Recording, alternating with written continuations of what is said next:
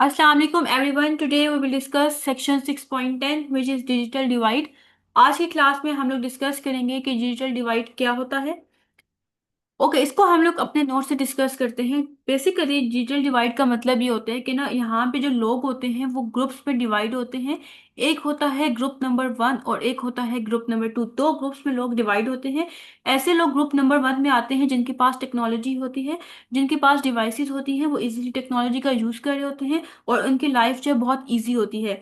लेकिन जो group number 2 में वो वाले लोग आते हैं जिनके पास टेक्नोलॉजी नहीं होती, जिनके पास डिवाइसेस नहीं होती, जिनके पास इंटरनेट की फैसिलिटी नहीं होती। इस तरह से जो लोग हैं वो आप कह सकते हो डिजिटली डिवाइड हुए होते हैं। एक के पास टेक्नोलॉजी है और एक के पास टेक्नोलॉजी नहीं है।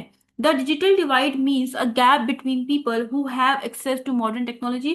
डिजिटल डिवाइड का क्या मतलब होता है कि लोगों के दरमियान गैप होता है, ठीक है। ऐसे लोग जिनके पास मॉडर्न टेक्नोलॉजी है, ठीक है, और ऐसे लोग यहाँ पे होते हैं जिनके पास टेक्नोलॉजी नहीं होती। बेसिकली यहाँ पे दो ग्रुप्स में लोग जो हैं वो अलग अलग होते हैं। This divide can affect education, job, health care and communication, specially for people in rural और लो इनकम एरियाज। ओके, यहाँ पे क्या होता है, इस डिवाइड से ये होता है कि इसका क्या असर पड़ा होता है, एजुकेशन के ऊपर असर पड़ता है कि जिनके पास टेक्नोलॉजी नहीं होती, ठीक है, वो इजीली जो है वो एजुकेशन भी हासिल नहीं कर सकते। इसके अलावा उनको जॉब्स वगैरह नहीं मिलती, और ना तो वहाँ पे हॉस्पिटल्स होते हैं, ना ही इजीली वो कम्युनिकेट कर सकते हैं।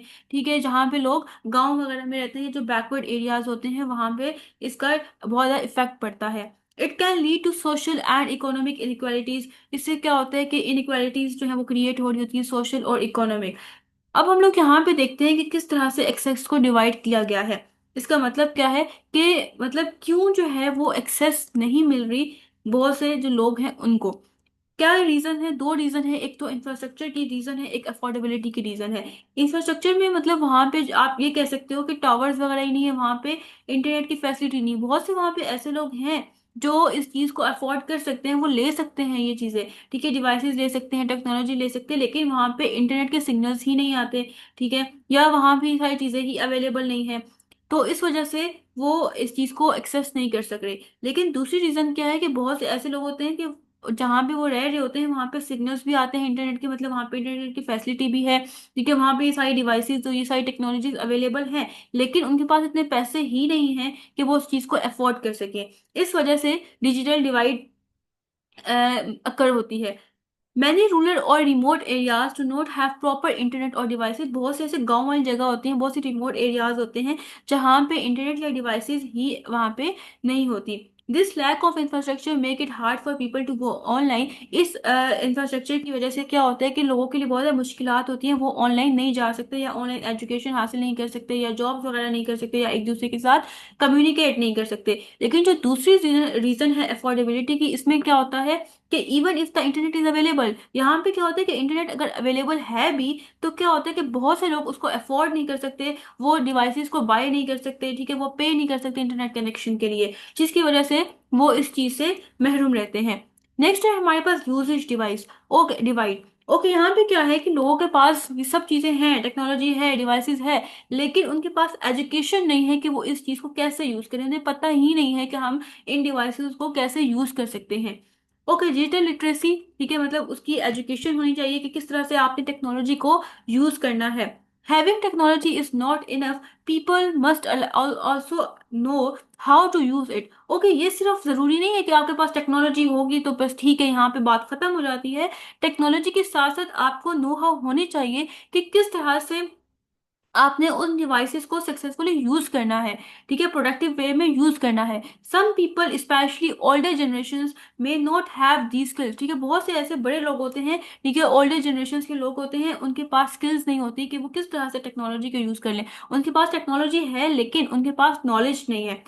दूसरे नंबर पे क्या है, रेलिवेंस ऑफ कंटेंट। बहुत से ऐसे लोग होते हैं उनके पास टेक्नोलॉजी है लेकिन उनको प्रॉपर उस चीज को आप कह सकते हो कि फॉर एग्जांपल एक ड्राइवर है, ठीक है, लेकिन उसके पास कंटेंट एजुकेशन का आ रहा है। एक टेलर है, ठीक है, उसके पास कंटेंट एजुकेशन का आ रहा है, ठीक है, उसको जो है फाइंड आउट नहीं करना आता कि मैं किस तरह से अपने अकॉर्डिंग कंटेंट को मतलब लेके आ सकता हूँ, ठीक है। जब फॉर एग्जांपल यूट्यूब आप ओपन करते हो, ठीक है, अगर आप स्टूडेंट हो तो आपके पास जो है वो कैसी वीडियोस आ रही होती हैं, एजुकेशन से रिलेटेड आती है। आप अगर 9th क्लास के स्टूडेंट हो तो आपके पास 9th क्लास का कंटेंट आ रहा होता है, आप 10th क्लास के स्टूडेंट हो आपके सामने 10th क्लास का कंटेंट आता है। लेकिन बहुत से ऐसे लोग होते हैं जैसे शेफ हैं, ठीक है, उनके पास है कुकिंग से रिलेटेड वीडियोस आनी चाहिए, लेकिन उनके पास आप ये कह सकते हो कि स्टिचिंग से रिलेटेड वीडियोस आ रही हैं।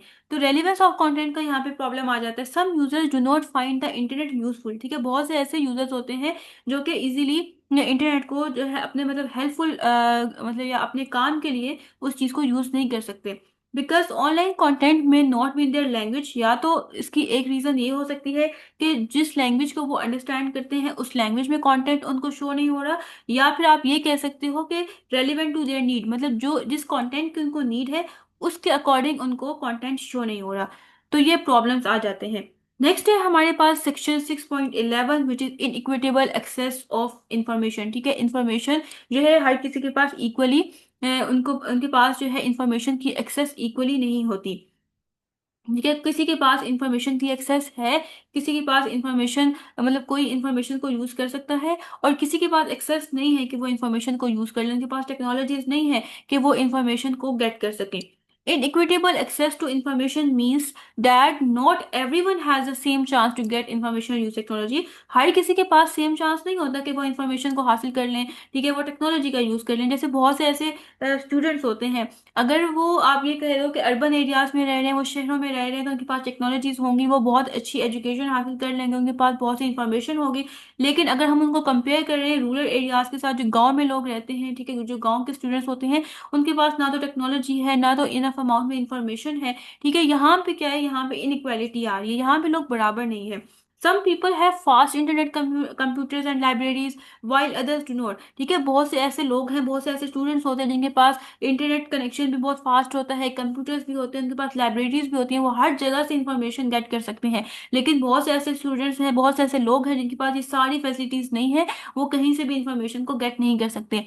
बिकॉज ऑफ दिस, इस वजह से क्या होता है, they may be most important updates, ठीक है, तो जिनके पास टेक्नोलॉजीज नहीं है तो बहुत से जो इंपॉर्टेंट अपडेट्स होते हैं वो मिस कर जाते हैं, ठीक है, वो इतने अच्छे तरीके से लर्न नहीं कर सकते, और struggle to get good jobs, ठीक है, उनको बहुत ज्यादा जो है वो मेहनत करनी पड़ती है, कोई अच्छी जॉब के लिए उनको अच्छी जॉब भी नहीं मिल रही होती। Fair access of information help everyone learn grow and succeed equally in today's digital world. जो आज की ऑनलाइन दुनिया है, ठीक है, अगर प्रॉपरली जो है हर किसी को इक्वली इंफॉर्मेशन की एक्सेस होगी तो हर कोई जो है वो लर्न कर सकेगा, हर कोई ग्रो कर सकेगा, हर कोई कामयाब होगा इक्वल वे में।